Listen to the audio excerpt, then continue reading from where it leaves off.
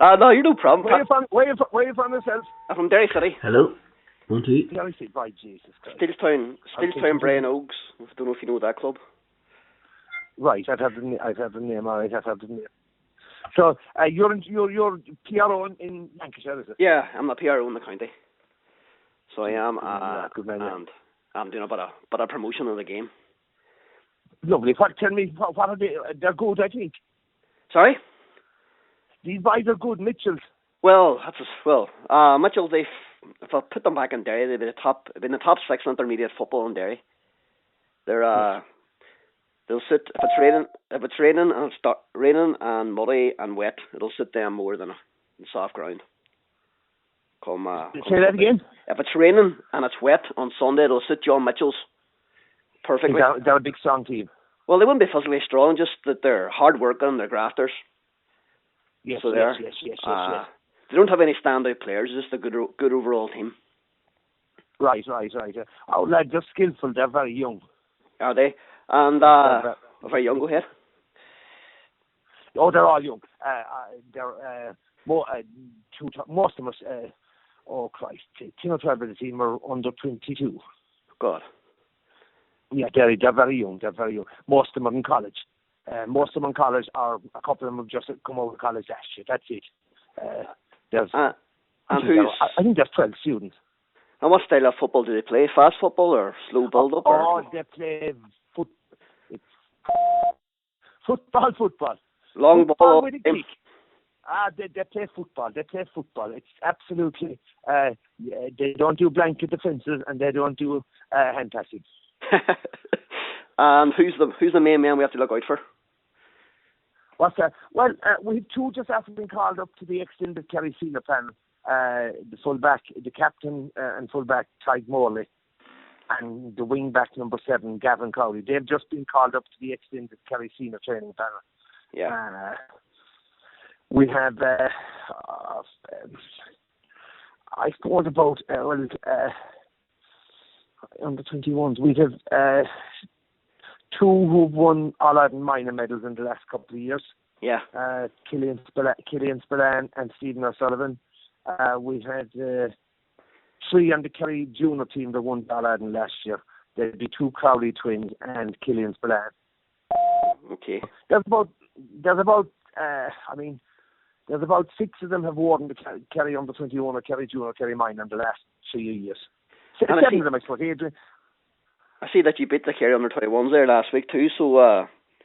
That would be a Kerry under 21 team rather than it would be one of about 3 teams that they have in the go at the moment. All right. Wouldn't have been, or it would have about. They have about 5 of the starting 15. That's about it. They'd be what Jack does at this time of the year. He has an extended panel of about 40-45, and he plays 2 matches every weekend or 3 matches and divides off the teams and gets everyone games or whatever like that. Great. So it wasn't really it was a bit misleading, because it wasn't it certainly wouldn't have been a strong team now, Aye. But a lot of the fellas there wouldn't be making the Kerry under 21 panel now. That's for sure. No problem. And so, have you got designs on an All-Ireland? What's that? Well, I tell you, look, we're a tiny club. I mean, as clubs go now, Carl, we're one of the smallest in the county. I mean, we have the only school. I would imagine we don't have a village. Nope. We don't have any. We're probably the only J team in Ireland that don't have a national school in its area. God. No primary school. We've nothing. So there's no village. There's no primary school. At every level outside of the senior team now, this team, at every other level, at minor, under 16, under 14, under 12, we amalgamate with 2 and 3 other clubs to make up 13 or 11 aside. We have 3 young lads playing football that's over 16, under 18, and actually they're on the panel on Sunday. That's the numbers. That's how poor we are. I mean, but what we have is, this is just the next, in a small little country club, in a small rural club, every now and then, every 50 years, say, or 40 years, you get every 40, 50 years, and it comes in cycles, you'll get a bunch that just come together. And we were just damn lucky that this bunch came. They were very talented, and they've stuck together. They've been well coached. They've stuck together from under 12, and we really have. And what happens if they go away now to university or and they Dublin? Well, you see, this is a big problem. I mean, out of the starting 15, well, for a start, of the starting 15, there's no one working in the area. Yeah, no, I wouldn't have thought so. There's no one working. There's 2 working in Cork, 1 working in Cork, and the rest are students. Now, 2 graduated in college last year, and they're gone teaching in Dublin, and that's the big problem now. Yeah, getting them they're just teaching jobs in Dublin. Dublin is 220 miles up the road. You know, it's a long haul. But 220 miles back. Yeah, you know, that's 400. You know, I mean, you try to play a match in South Kerry on a Sunday evening, and you're then heading 220 miles up to Dublin Sunday night, you know, or trying to make training for a Friday night. It's hard. But like, we're after getting to Division 1 in Kerry, and we're seen that. I mean, that we came from 5 to 1 in 6 years or 7 years, which is an amazing achievement, because we'll be the only rural club. Every club in Division 1 is a town or village, mainly town teams. They're nearly all town teams.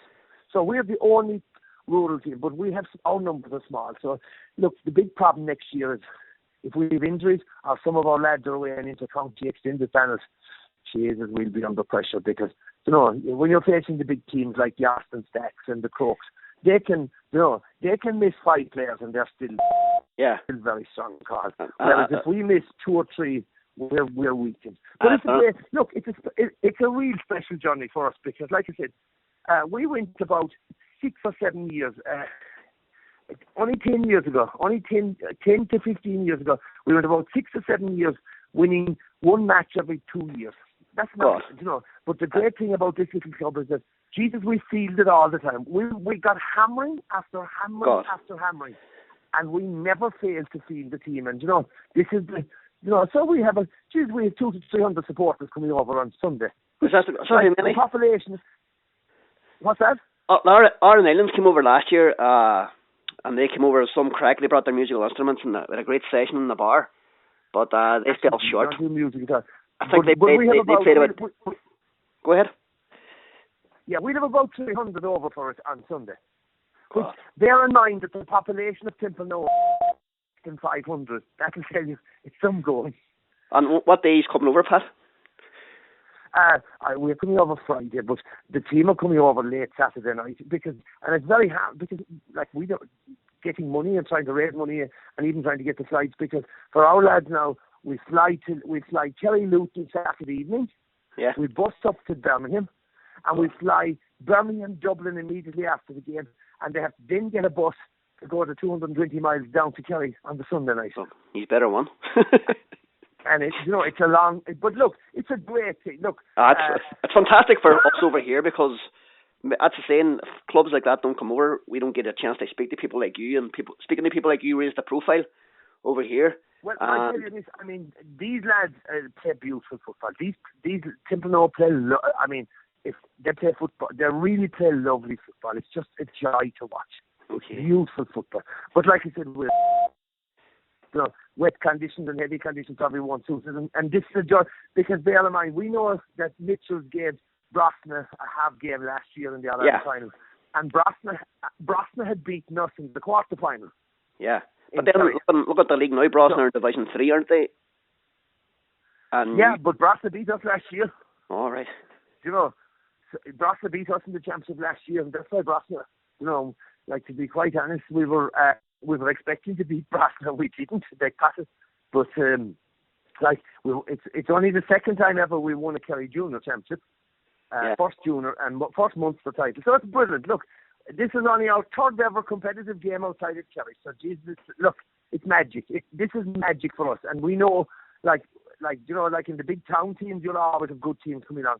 We know that we'll get another 2 or 3 years out of these before they break up and go elsewhere. Yeah. So and we're just, Jesus, I tell you, God, we're enjoying this. And these are a great bunch of lads. You know, these are just 9 great young lads now. No discipline, no messing, no red cards. Well, geez, we haven't had a fella sent off Touchwood for years upon years. They're just lovely football. You know, they just play football the way it should be played. They're just good lads, but like I said, normally the lads say they know nothing about. Normally you know something about the opposition, but we know nothing. So what are you expecting off Mitchells? What is you expecting off Mitchells? We're expecting a tough game. I'd say the one thing now at this stage, every match from now on is a bonus for us. Yeah. And they know Mitchells are tough. They know Mitchells are tough. They know they gave Brosna a half game. They know, and Brosna beat us. So look, at this stage there'll be nothing taken for granted. We know it's going to be a dogfight. We know it's going to. But whoever wins it will be well set up. Game because this is Mitchell's third year on the row trot, and they were unlucky the last couple of years now, as you know. And yes, I know. I know. I read all about. They've added 2 or 3 stronger boys. They've lost a couple of forwards. They've lost an ex Westmeath from their 21 and lost an old Donegal boy, but they brought in a lot of defenders. So they're actually probably the strongest squad they have in the last 3 years. Exactly. That's the word that's. Yeah, that's the word that's coming back, all right. And it's mainly, there's no one from down south, it's mainly the north and... when you have it over here, the other team in Liverpool, they have a lot of northern boys too. It's mostly northern boys. Isn't that unusual? I mean, it's very unusual. I mean, for, no one from this part of the country ever goes to Liverpool, for example. Yeah. Why, I don't know. Well, there's flights out of Derry and flights out of Belfast to Liverpool. maybe that's the reason. Whereas most of the people that immigrated from here immigrated to London. Yeah. That's where some to Birmingham. All right, there's an Irish community in Birmingham because they have a function there's a function actually in Birmingham Saturday night.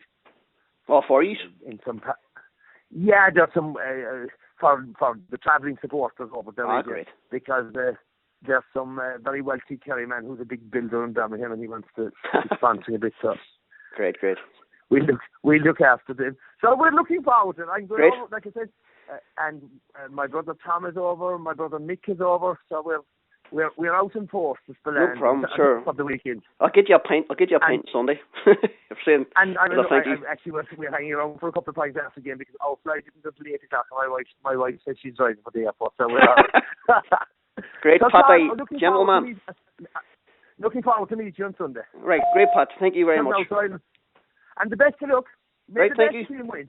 All right. Good luck, Todd. Love it. Where am I, August?